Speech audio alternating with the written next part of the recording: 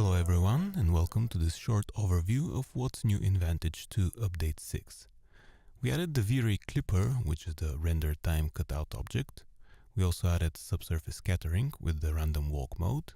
We added full opacity support for a semi-transparent object and support for water surfaces using a special object and support for the Phoenix Ocean texture. We also added support for VR controllers, wireframe overlay, cameras as separate objects, and UI improvements. This is the scene I'm using for this demonstration. It has fairly complex setup, and I'm going to start with the clipper.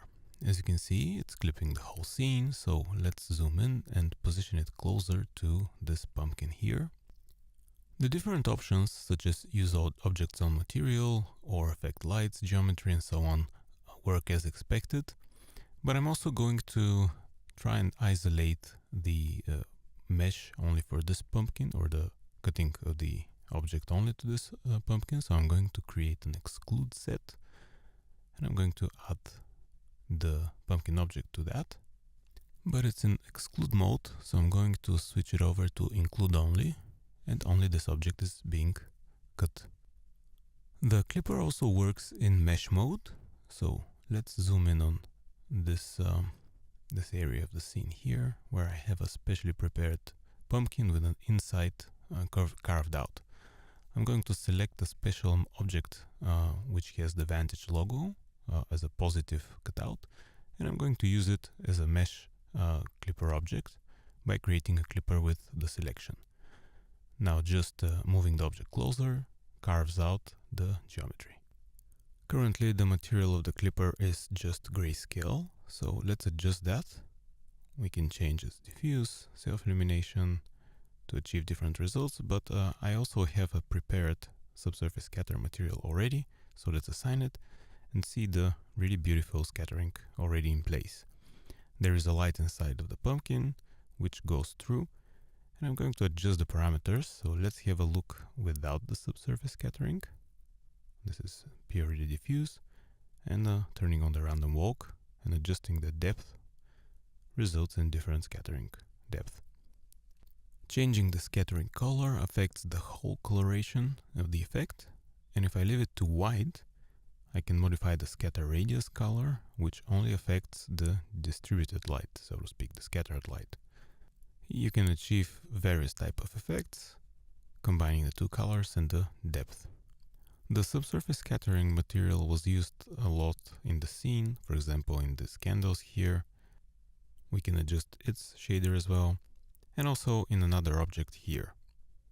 The cloud was also using the subsurface scattering. I'm going to zoom in on these smoke puffs here, which have been generated with billboards or sprites, and those were using a semi-transparent opacity texture, which if it's disabled looks like this, or if it's in clipping mode also looks like this cutout, but in stochastic mode it's fully transparent and creates this type of smoky effect. I'm going to use the edges clay override mode to demonstrate the effect even better. You can see the sprites here, and changing the width, the thickness of the line shows the polygons. You can see also the displacement here on top of the cloud object, which generates really nice detail on top of the subsurface scattering shader. Alright, I'm going to zoom out. Also the liquid here in the cauldron uses subsurface scattering, and there is a light that pulsates inside. By the way, I'm using assets from Evermotion's Halloween scene, for example the candles, the pumpkins, the lantern. Now this object here has some displacement, and it's just a regular displacement, and it has the Phoenix Ocean texture applied on it. So if I increase the wind speed parameter, it will increase globally the pattern and the height of the waves. So I will reduce that until I get something nicer, and if I scrub the timeline, it also has animation, which makes it really easy to set up an ocean. Now you can control various parameters like the level of detail. Let me write this up. Height of the waves, or their steepness or choppiness. But that's too much, so let's dial it back. I think less detail here is actually more. So let's adjust the parameters, make it more subtle, and preview the animation. Just mind that increasing the level of detail introduces much more detail, but also increases the subdivision. So let's take a look at the edges once again. You can see how many triangles have been generated. So this can actually affect memory consumption, so be careful. And if you don't have such an object already prepared, you can create one directly in Vantage from this icon over here. Let me position it here. Okay. You can see it comes with, oops, let's readjust it. It comes with applied material and a displacement map. It's already animated, and you have all the controls in a more organized fashion, directly with the controls for the material as well, here. So if I want to create a more murky looking water, for example, I can do so, and blur out the reflections for more moody look, like so. The object is actually scalable, so you can use it for pools or different type of water bodies.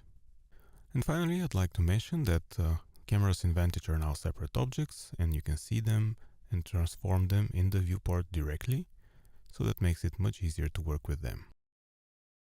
So that was all for this update. I hope you liked the new features. Thanks for watching, and take care.